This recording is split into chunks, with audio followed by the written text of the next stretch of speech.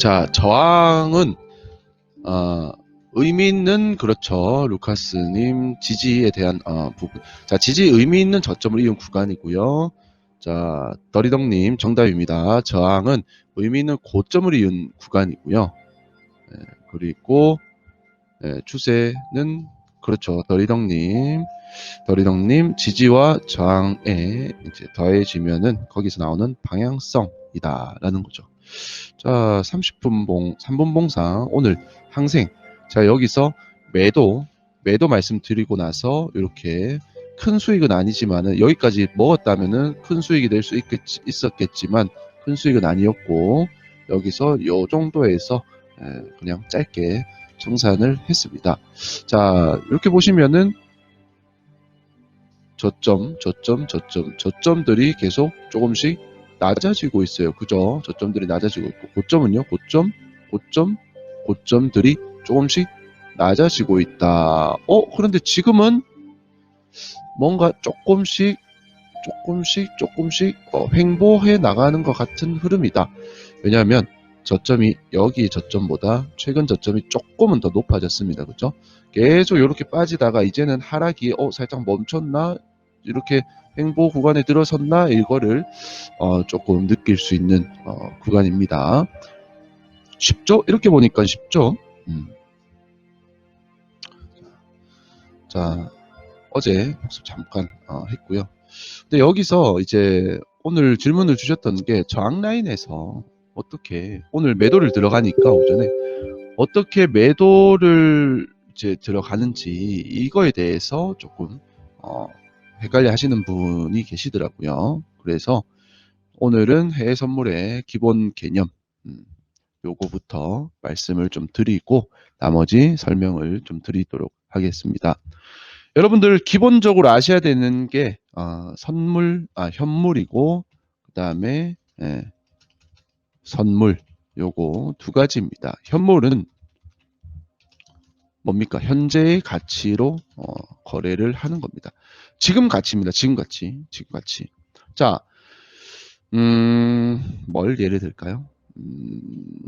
우리 실생활에서 뭐 주식은 당연히 여러분들 알겠죠. 그렇죠. 부동산 예를 들면 오를 것 같아서 사고 사는 것은 현재 가치로 어쨌든 사는 거죠. 사는 거고 약간의 어떤 미래 가치가 좀 내재되어 있으니까는 뭐 많이 하여튼 뭐 사고 그리고 나서 올랐을 때에 팔고 결국 뭐 이거밖에 없습니다. 부동산 가격이 내려갔을 적에 우리가 수익을 볼 수 있지는 않지 않습니까? 그죠? 현재 가치로 거래를 한다. 매수 시점과 매도 시점 당시에 그 현재 가치로 거래를 하는 거고 선물은요 미래 가치로 거래한다. 쉽게 얘기해서 오를 것 같으면 지금 매수를 해도 하고 나중에 올랐을 때 매도해도 됩니다. 반대로 또 한 가지의 개념이 더 있는 거예요. 내려갈 것 같으면 하락할 것 같으면은 떨어질 것 같으면 매도 먼저 진입하고 그리고 나서 금액이 떨어졌을 적에 그때 다시 매수로 하면 됩니다. 간단하죠. 이 개념인데 사실 이게 주식만 하시던 분들은 이 개념에 좀 이해가 하기가 좀 힘들 수도 있어서 요거 제가 말씀을 좀 드린 겁니다. 자, 좀 알기 쉽게 요거를 제가 이미지로 하나 좀 띄워드릴게요. 아마 뭐 아시는 분은 아시겠지만 저희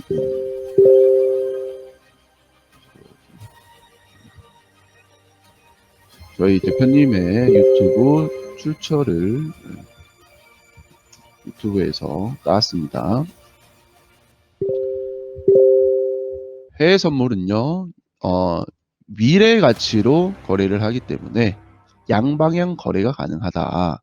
그리고 주식은요, 단방향, 즉 올랐을 때만 수익이 가능하다. 그리고 거래대금 한번 볼까요? 거래대금. 오늘 보자. 코스피 거래대금을 한번 보겠습니다. 현시가 코스피 거래대금인데, 거래대금이 오늘 제법 있네요. 네. 오늘 제법 있습니다. 외국인 1조 3천억 정도, 오늘 거래대금이 살짝 있는 편입니다. 자, 하지만,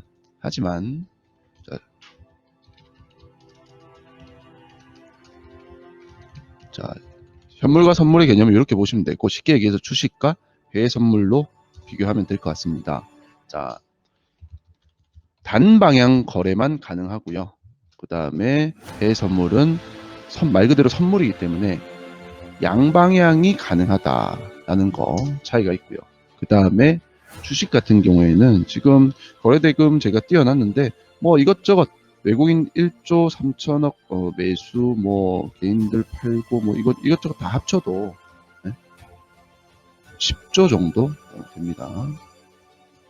해외 선물은 종류 자체가 상당히 제법 많습니다. 여러분들 지금 항생과 나스닥만 하고 있지만 사실 해외 선물 상품을 제가 나열을 하자면 굉장히 많거든요. 뭐 금속, 뭐 에너지, 그다음에 뭐 지수, 그다음에 뭐 식품 같은 거, 식량, 뭐 옥수수, 대두, 뭐 밀, 뭐 이런 것들 다 있습니다. 금속도 뭐 금 하나만 있는 게 아니라 금, 은, 그다음에 뭐 리튬, 그다음에 뭐 많습니다. 뭐 많아요. 많더라고요. 잘 제가 거래를 다 하진 않아서 잘 모르겠는데 굉장히 많습니다. 그래서 굉장히 거래 대금도 상당합니다. 약 3천조 정도 거래 대금이 나오게 됩니다. 자, 이만큼 거래 대금이 크다면은 유동성이 풍부하겠죠. 그리고 현재 주식시장 봐서 아시겠지만 유동성은 현재 없습니다. 거의 잘. 오늘은 거래 대금이 그래도 좀 있는 편이긴 하네요. 주식시장이. 자, 그리고 중요한 것은 주식은 거래 가능한 게 9시부터 15시 반까지죠. 근데 해외 선물은요. 중간에 이렇게 휴장 이런 거 빼고요. 23시간입니다. 23시간. 자, 차이가 굉장하죠. 네. 일단은 겉으로 봤을 때는 주식가에 이 정도의 차이가 있습니다. 이 정도의 차이가 있어요. 네. 근데 우리가 중요한 것은 뭐냐면은요. 이 거래 대금, 저는 이거에 대한 포인트를 봤거든요. 왜 그러냐면은 주식에서는 사실 가장 큰 게 이겁니다. 주식에서는 정말 말도 안 되는 그런 세력의 장난질이 통합니다. 왜? 제가 말씀드렸죠. 거래 대금이 이것저것 다 합쳐봤자 10조도 채 안 됩니다. 그런데 해외 선물은 그렇지가 않다라는 거죠. 예를 들어서 코스닥 종목 중에서 1000억, 2000억, 3000억 언더하는 그런 종목들은 여러분들 작전 세력들이 아예 그냥 가지고 놀 수 있을 만큼의 그런 종목들이 상당히 많습니다. 그래서 가다가 막 꼬꾸로 받고 말도 안 되는 그런 쓰레기 같은 기업들도 몇 원상 치다가 갑자기 거래 정지되고 그런 경우들. 그리고 기본적으로 사실 차트는 그런 약간 저는 어떤 차트에 대한 파동이 모든 것에 적용을 된다. 사람도 어떤 파동이 있고 차트도 차트 안에서 이런 관성의 법칙이 존재를 실제로 하거든요. 예를 들어서 여기가 저항대였습니다. 근데 저항대를 돌파를 여기서부터 시도를 하다가 만약에 뚫렸어요. 저항대를 돌파했습니다. 그러면 최소 여기서부터 여기까지의 상승만큼 돌파를 했다면 최소 요 정도 이상의 상승은 나오거든요. 최소 이거는 관성의 법칙입니다. 분명히 요 정도는 나오는데 사실 이 주식판에서 이런 것들은 아예 특히나 스몰캡 작전 세력들의 종목들은 이게 통하질 않아요. 그러니까 순리와 뭔가 안 맞아요. 순리와 뭔가 안 맞습니다.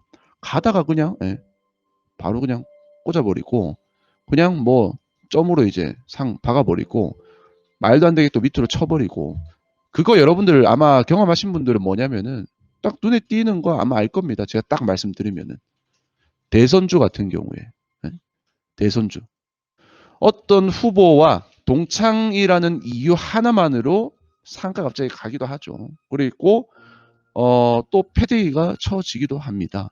그리고 뭐 중국 관련주들, 그러니까 중국 관련주가 아니라 국내 상장된 중국 기업들 이런 것들 있죠. 그런 것들.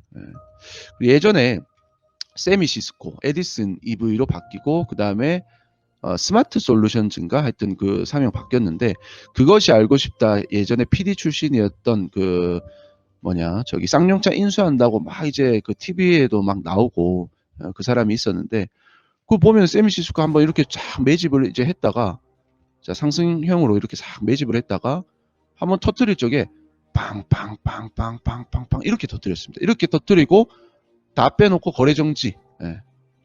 이런 게 가능하다는 거예요. 근데 항생이나 나스닥이 이게 가능합니까? 빵빵빵빵빵 거래 정지 막 띄우고 막 가능합니까? 절대 불가능합니다. 세력의 먹잇감이 될 수가 없는 게 바로 이 해외 선물이죠. 왜냐하면 그만큼 거래 대금이 크기 때문에 어떤 세력도 단일 세력이 컨트롤하기가 힘들다라는 겁니다.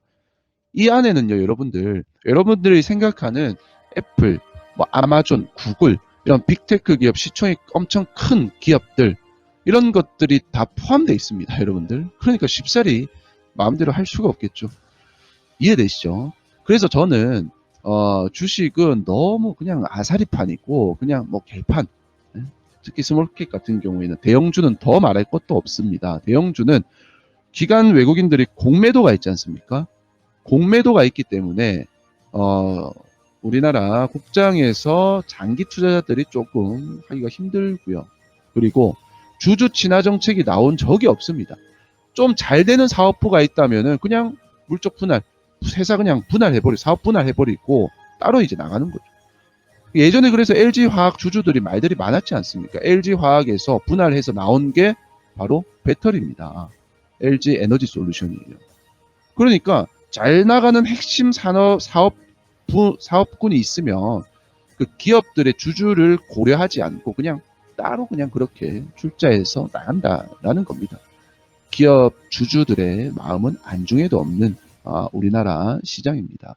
자, 이러한 이유로 인해서 세력질이 불가능한 게 바로 이 해외 선물이고 여기서 주식보다 훨씬 더 큰 메리트를 느낀 거죠. 사실 내리는 거에 배팅할 수 있다라는 것도 사실 이제 큰 메리트긴 하거든요. 주식 시장이 지금처럼 안 좋을 때는 매도했을 때 수익을 가져갈 수 있는 양방향 거래를 하면 훨씬 더 메리트가 있겠죠. 근데 그거보다 저는 더 큰 메리트를 느낀 게 바로 이겁니다. 바로 이겁니다.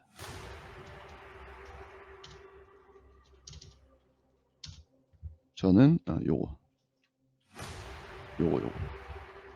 요거 유동성이 풍부해서 거래 대금이 워낙 많기 때문에 절대 세력들의 먹잇감이 될 수 있고 우리가 스스로 조금씩 공부해서 노력해서 한다면 주식에서 돈을 버는 것보다 해외 선물에서 돈을 버는 게 훨씬 쉽습니다. 훨씬 쉬워요. 저는 양쪽 다 경험으로서 여러분들께 자신 있게 말씀드립니다. 그래서 해외 선물을 반드시 할 필요가 있다라고 적극적으로 제가 마이크에 대고 말씀을 드리는 겁니다.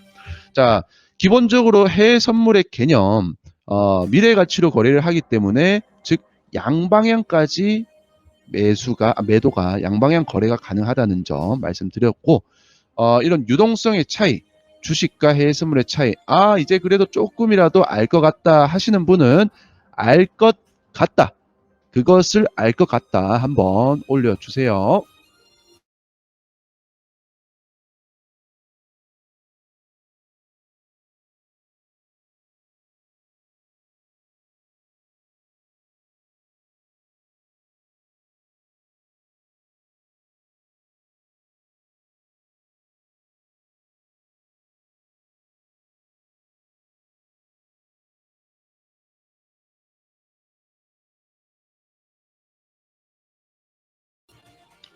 자, 알 것 같다, 알 것 같다 됐죠.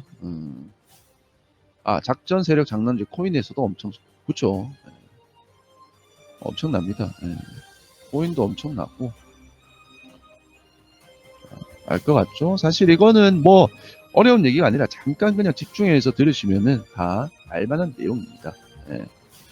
그래서 지금은 여러분들 만약에 제가 주식과 비교를 했는데 사실 주식 하시다가 해외 선물로 넘어오시는 분들이 굉장히 많습니다. 간혹 가다가 이제 코인 하시다가 넘어오시는 분들도 계시긴 한데 제가 지금까지 봤을 때는 주식하다가 넘어오시는 분들이 이제 굉장히 많은데 이러한 차이점을 아셔야 됩니다. 지금 그리고 또 한 가지가 뭐냐면은 바로 이 금리거든요.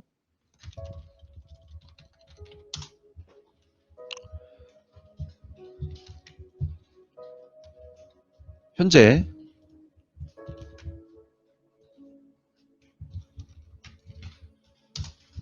미국 중앙은행 금리가 5.5% 어제 동결을 했었죠.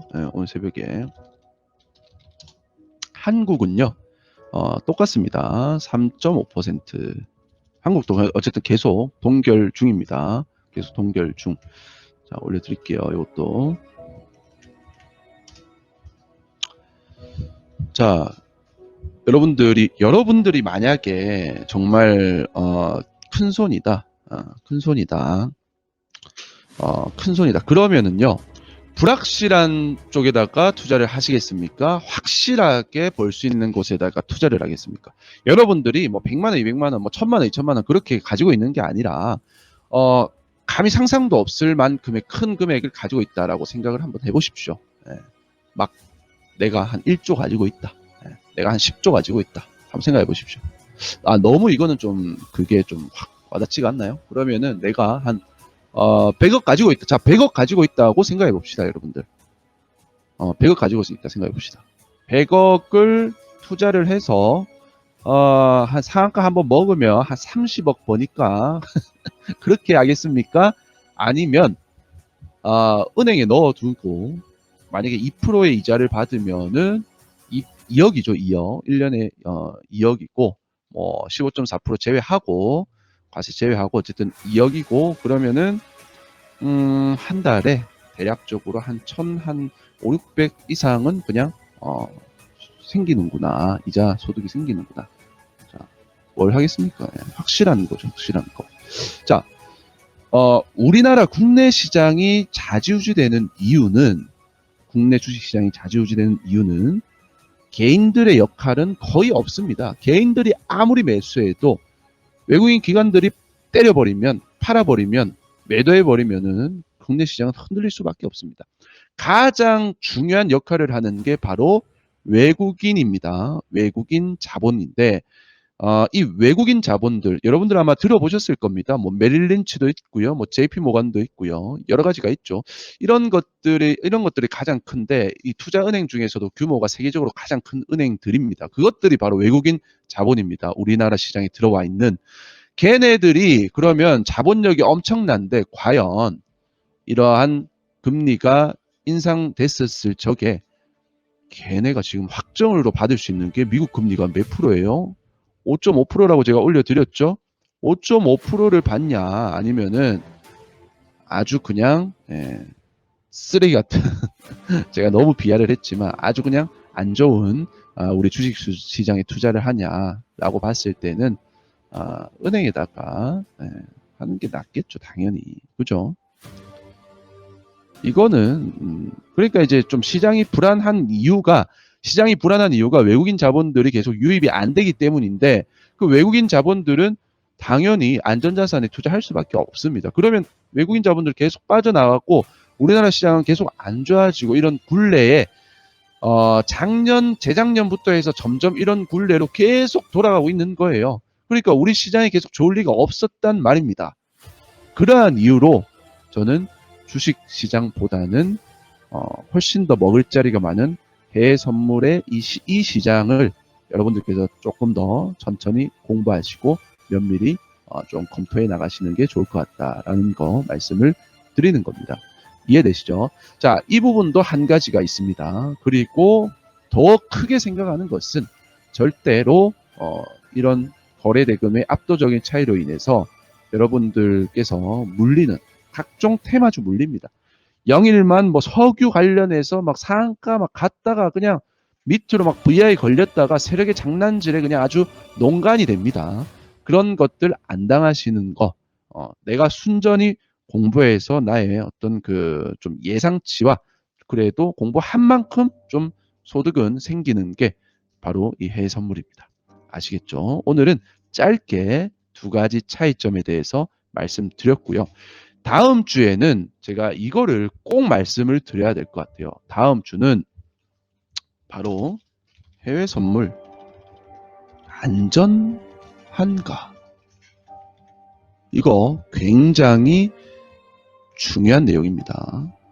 자, 요거는요, 더 이상 제가 오픈을 하지 않고 제가 각종 여러 가지 정보들을 조금 더 수집된 게 있는데 조금 더 수집을 해서 여러분들께 다음 주 월요일에 요거는 말씀드리도록 하겠습니다. 아시겠죠?